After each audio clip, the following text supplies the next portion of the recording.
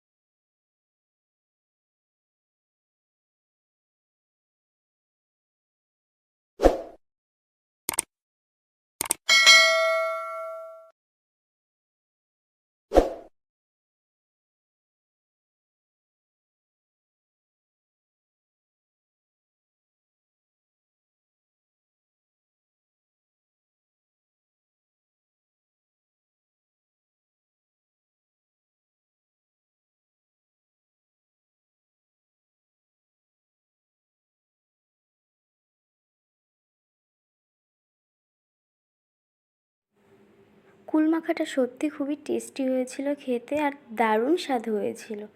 পারলে একবার কুল মাখা এইরকম করে মেখে খাবেন। সবাই মিলে এক জায়গায় বসে যাই হোক না কেন, খাওয়ার মজাটাই আলাদা। সেটা যাই হোক, কুল মাখা হোক আর বা ছোটো কিছু খাওয়ার যাই হোক। কেমন হয়েছে তাহলে সবাই কমেন্ট করো, আর ভালো লাগলে সাবস্ক্রাইব করো।